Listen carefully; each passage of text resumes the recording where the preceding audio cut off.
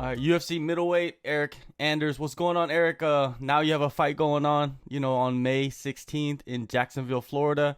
How does it feel to actually have something like something real, not something like hypothetical? Man, we were supposed to fight in April. Then the fight got canceled. Then it moved to Vegas. Then that got canceled. So, I was training and getting ready up until the fights got canceled in the middle of March. And then, what do you call it? Then the fight got canceled. So I took like a day or two off. And then my manager, Jason House, was like, man, y'all probably going to be the first up. So, I never really stopped training, been getting ready for this fight, since February. So, finally excited to, actually have it happen and get in there and throw down. Yeah, February has this been the longest camp for an opponent ever for you? Probably, yeah. Me and Jotko have re-signed the contract like 3 or 4 times. So, every time I signed it, he signed it. So it's always been Jotko. Like my opponent has never changed. I don't think it's really ever had any chance of changing. So he's a game opponent. He's kind of going through the same thing I'm going through. I think Florida's a little more liberal with their, with their quarantine laws and whatnot. So he probably not, training by night and, under the cover of night and whatnot and sneaking around like a ninja like I am. But, I'm still getting the same work, still, ready, confident, and like I said, ready to go out there and do the damn thing. For the training, you say by night. Are you going around and gym hopping every other day, or what is exactly going on with the training? Nah, man, there's really a lot going on here. We're opening a new location, a bigger location. So we're moving gyms, moving mats, and we're under quarantine, so you're not supposed to be more than 10 people, deep unless you're doing construction and whatnot. So, just to keep the fuzz off of us, to keep the cops off of us, our training times change. We're training at 12 noon one day, then 6 o'clock in the evening another day, and we had somebody call the cops on us, come in, peek their head in the door, and call the cops. Cops told us we had to leave, but we finished our training session and then we left, and then we just started changing up the time. So outside of that, it's been pretty much business as usual. Wow, it always surprises me that somebody will call the cops for that. Like they just don't want to, mind their business basically. Yeah, man, I live in Alabama, man. Everybody's always got their nose in somebody else's business around here. So, this is my thing. You can go grocery shopping. You can go to Walmart, Publix, Lowe's, Home Depot. They tell you wear a mask and gloves and stuff, but people are still, playing on their phone, talking on their phone, touching stuff, touching their face. So I'm just like, man, what? Are we really preventing this thing? It doesn't seem like it. Yeah, So, and to be honest, man, me and my family have probably already had coronavirus, so we're not even worried about it, catching it. People always ask me, or have been asking me, are you nervous to go, get on the plane, blah, blah, blah, blah, blah, blah. No, because like I said, I'm pretty sure I've already had it, so I'm immune, so I'm good to go. Yeah. I saw in another interview that you said you felt like you already had it. How do you know? Do you feel like you're asymptomatic, like you have it but you don't have the symptoms, or did you feel sick before? Nah, in like November, December time frame, I got sick. I got like the flu, and then I got sick right after that, worse than the flu I had, and nobody said anything about coronavirus at this time. And then in January, my kid's wrestling coach got it, but didn't know that he had it. His wife is a nurse, so she's always in the hospital dealing with it. This is before like the big, this is like early January. And so I remember my son being stretched out in the bed, and he slept for like 24 hours. And man, this kid never sleeps, more than like 8 hours at a time. So yeah, he was pretty sick. And then, fast forward to like, 2 or 3 weeks ago, I was hanging out with the wrestling coach, and he was like, yeah, I had it for sure. My wife had it. She got tested and tested positive for it, blah, blah, blah, blah, blah. So, man, it's already made its run through our house. So, whatever. Yeah, what can you do? You know what I mean? Like, Yeah, people are surviving. You know, there's people dying, but of course, there's people dying of other things, other sicknesses, just like the coronavirus. You know, it's sure. hard to say what's the right way, what is proper, what is the protocol for you to be safe. It's hard to say for anybody. But you Yeah. said you might have had it. What if you go to the show, they test you, and you test positive? Are you ready for that? Are you ready for, like, this could happen? I mean, I guess I think more so than anything, I'll probably test for the antibodies. You Hmm. know, then they'll know for sure if I had it or not. But I mean, listen, man, it's one of those things that's outside my control. You know, if I get there and they say, hey, you got coronavirus, you can't fight, then I can't fight, and you know, I guess I'll owe Jocko an apology or whatever. But you know, at the same time, he's doing the same thing I'm doing. I Yeah. just got it, and he didn't. So, or vice versa, or whatever. I don't even think I'd be, you know, too upset. Obviously, there's a lot of money on the line, but man, what can you do? If they say the guy can't fight or I can't fight, then you know that's what it's gonna be. Or you could have a situation where you guys both have the antibodies, and it's like, okay, do you decide to fight or not? Because you guys are gonna be fighting each other, so Well, I it's think all if you good. have the antibodies, you've already had it, and you're not gonna get it Hmm. again. So I don't think you're contagious at that point. Hmm. I think only a positive test is what's gonna keep you from fighting. So, and I bet you if one fighter tests positive, it's gonna put the whole card in jeopardy because now we've all, you know, been in the same place, kind of thing. So, man, I don't know, man. I'm just gonna try and make 180. I'm gonna make 185 pounds by Friday, and if anything happens in the meantime, in between time, then you know it is what it is. I just hope I don't make weight, and then they say, "Hey, Corona, Yeah, you can't fight," you know, because it takes a lot for me to get to 185. So you know, if I get there, I want to go ahead and fight and you know be definitely. Well, compensated. this is the realities of fighting now. Moving forward, is this could always be a possibility, and it's where it sucks because other sports is like they're not making weight. They're just going out there and playing the game. You know, they're playing a Yeah, game. This is fighting, yeah, totally yeah, different. yeah. Yeah. It takes a lot of preparation, man. You can go out there and play basketball without training. Maybe you don't play as many minutes. Maybe your free throw percentage goes down or whatever. But in this sport, man, a lot of bad things can happen to you. A lot of bad things. So, man, I've really been on top of my cardio, my diet, and you know, getting as many training sessions in a day as I possibly can. Another thing is the cage. You know, there's two cages that the UFC uses. There's the ones that they use for the pay-per-views that are kind of bigger, and then the fight night cage is a little bit smaller. Could you go break down the differences of fighting in the cage, the smaller cage, because you'll be fighting in that cage, you know, coming up next week. Well, man, you know, I think the smaller cages entices the fight a lot more. I think you see a lot more footwork and moving around in the bigger cage because there's a lot more room. In those smaller cages, man, you know, there's not a whole lot of room to go anywhere. So it's easier to cut somebody off. It's easier to push somebody up against the cage, which I would imagine is probably going to be Jocko's Hmm. strategy to utilize his wrestling and try and put me on my back. But you know, the smaller cages also entices the fists and you know the striking a lot more too because now that you're a lot closer, there's nowhere to go, nowhere to run, kind of thing. So I think it makes it much as all the fights are going to be more interesting in a smaller cage, just because you're on top of each other and there's nowhere to go. So you're always like within arm's reach of each other in there. So you Do know, you good for me. prefer the smaller cage?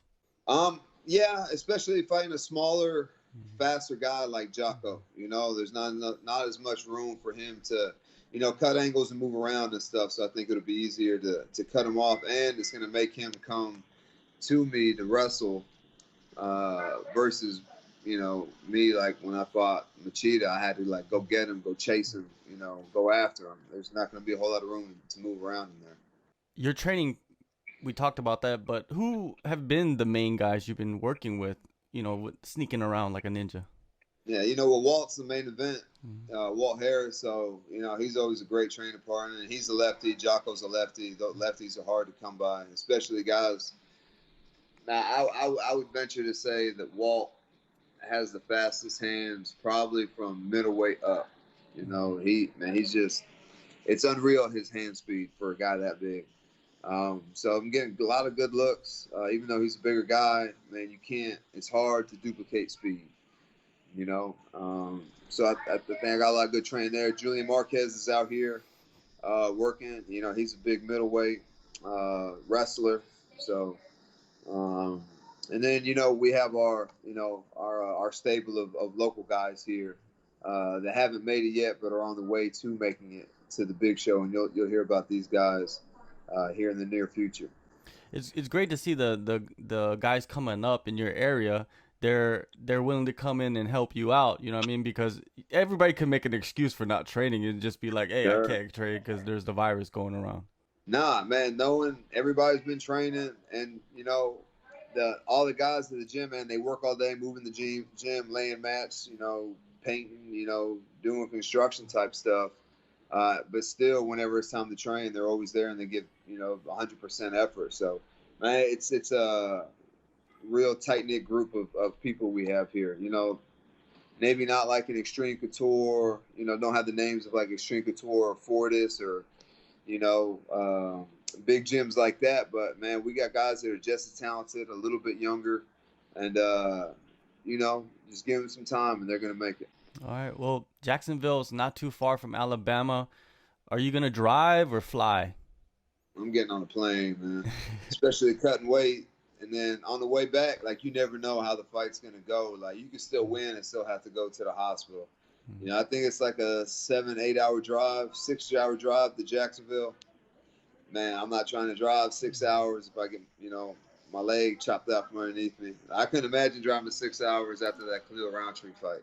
Man, my leg was just obliterated. You know, I lost, yeah, but you know, I've won some fights, and you know, I was pretty banged up afterwards. So I just want to get home the fastest way possible. Stop at a Whataburger on the way, and keep it moving.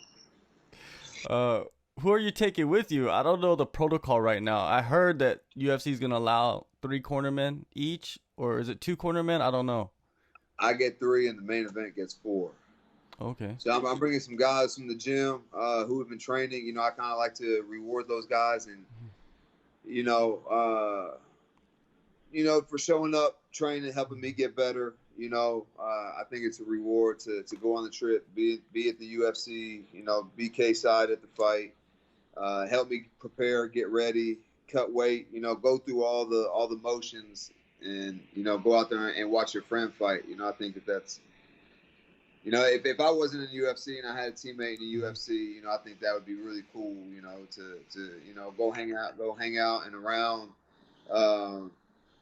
You know, other fighters, you know, pick their brain, coaches, you know, everybody's there, and you know, everybody has a lot of free time because you can only train so much during fight week and media obligations and stuff. So I just think it's a cool experience for some of our amateurs to get and you know just see what it's like. You know, it's a business trip. You know, I just think it's fun for them. Yeah, you're right. I think so too. It's like if your goal is to be there, why not go experience it from from the sidelines, and then when you get there, you know what's up, you know what's gonna happen. That's right. Yeah. So man, I think it's a cool experience. You know, obviously my head coach Chris Conlon comes to every fight, but then you know I have 2 other corners, so whoever can you know help me out the most are the guys that I take on the trip. You know, there's one guy, David Clark. You know, he does the spinning stuff and the wrestling stuff and the athletic stuff that Jotko does. He's pretty good at mimicking that stuff. And then I got a bigger guy, Rod Dansby, who's you know pretty good on the ground, brown belt in jiu-jitsu. So you know, I got all my bases covered, and you know feel really good about this camp. Currently, you're riding a 2-fight win streak. Before that, you lost 4 out of 5. That period was very rocky for you. Can you pinpoint like where you know when you got out of it? What got you out of that period, that slump? Man, I think I was just feeling myself a little too much. Like fighting Machida in your second UFC fight. Some guys who, you know, maybe come from like a wrestling background or a karate background or, you know, former jiu-jitsu world champion or whatever. I ain't got none of that, you know. But, you know, I just, you know, I wanted to be in the top 15, top 10, top 5 so bad. I was like, okay, he's number 12. Let me fight him. And, you know, I took an L to him, beat Tim Williams, Thiago Santos, 6 days notice. I think that helped me more than anything. So that is a loss. Don't get me wrong, but it propelled my career forward. It wasn't like a stumble. Everybody enjoyed the way I fought, and they liked the fight. And, got a bonus, so that's always good. And then I think earlier, like fighting guys like Machida, Theodoro, Roundtree, these things chalk up to experience. And I think that I've made the most gain in my game from Khalil on than I had, the rest of the time I've been in the UFC. So even from Mearshart to this fight, I think I've made a lot of improvement in a lot of different areas. So it's a good time for me to be fighting right now. So it's more, do you feel like more on the mental side? Because physically, we know you're talented. It's just the mind has to be there, right, when you're in the cage. Yeah, and it's not like a lack of concentration or anything. It's like more of okay, you're comfortable. You see him doing this. Now you can take advantage or exploit his mistakes or, set things up to make him do what you want to, set up your strikes and stuff a little bit better. So, man, when I first got in the UFC, I think I had 8 pro fights. So I'm still like on the job learning, So now I'm thinking a little bit more prepared mentally, do a whole lot more visualization, practice of the actual fight before it happens. And I think it's made a world of difference. Yeah, it has. It has. Now, a couple more questions about the middleweight division. Israel Adesanya, he's coming off defending the title against Romero. Do you feel like Paulo Costa should be next for him, or should Israel fight John Jones? I think Israel's going to chase. I think he's more so worried about his legacy than he is money or anything else. So I think Paulo Costa's like the bully on the block. You hear Adesanya talk about he hates bullies, this, that, and the third. So I think that's a fight because they were supposed to fight. Then he got hurt. Romero got the shot. So I think that, Adesanya feels he owes it to the middleweight division and his legacy to beat Paulo Costa. And then, I think once he kind of washes out the top 5 guys or whatever, then he'll go fight John Jones, because at the end of the day, like, I think he's the fastest evolving fighter in the UFC. But, John Jones has been wrestling at a high level for a long time. So I think that would be the difference in their fight. I think it would be the first time that Adesanya fought somebody his stature, like his height and length in the UFC, I believe. And actually giving up a reach advantage, I think. And somebody who can wrestle at a high level like that. So I think it would be a good fight. I think they eventually do fight. I think that fight has no choice but to happen. But I think it makes the most sense for Adesanya to fight John Jones while he's still undefeated. So every time you go in there and fight, you're taking a risk, you're taking a chance. Because it only takes one, especially a big dude like Paulo Costa, man. That's what he does, is knock people out. So I think he ends up fighting both, but Paulo Costa first. Another guy that's talking a little bit about Adesanya is Woodley. He wants to come up to the middleweight division. You've moved up weight before. What do you think? How do you think he's gonna fare against the middleweights? Because he's a short guy. He is a smaller guy. I don't know what he walks around at. I thought he was even kind of short for the welterweight division. But the thing about Woodley is that, man, he's so explosive and covers so much distance in a very, very, very short period of time. He's got the ability to touch anybody. Do I think he beats Adesanya? Probably not. And I say that because, man, Woodley has shown that, like, he moves backwards the whole time. So all Adesanya is going to do is keep him at the end of his punches and kicks, keep Woodley's back against the cage, and not even give him a chance to explode or take him down off the cage. So I think Woodley's going to have to revamp his whole game plan and the way he fights to fight a guy like Adesanya. You, as a middleweight, when a guy like somebody like Woodley, a name like him, a former champ, moves up weight, are you a guy that's like, hey, I welcome that. I welcome to introduce him to the middleweight division, those types of fighters? Yeah, man, it's no secret, man. I love fighting, and I will fight anybody, literally. So, but I'm not in the position. Like those guys, those former champs that are switching divisions and moving around, they're not fighting somebody who's not ranked. You know, they're fighting like the number one contender. They're fighting for the belt off rip. They're definitely fighting a top 5 guy. So if you're not a top 5 guy and a former champ comes into your division, then you're not going to get that shot anyway. So, you know, I just kind of know my position, know where I'm at. I win a few more fights, I'll be in the top 5. And then when things like this happen, I can be the one talking about moving divisions and this, that, and the third. And, you know, everything will be on my time. I completely agree, man. Like I've been following you the past couple of years, and like it seems like now the pieces are coming together, and all you need to do is get on a roll and a couple more fights, and then you'll be ranked. Probably by the end of the year, man. It looks like it's bright. As long as this virus or pandemic, you know, subsides more and more by the month. Dana cares about the virus. They said he can fight, so we're fighting. So period. I don't care if the rest of the fights for the year are in Jacksonville or wherever. You know, I'd like to fight 3 times this year for sure. This will be one, so at least 2 more times before the end of the year. So, you know, right name, right guy, right time, you know, puts me in a good position.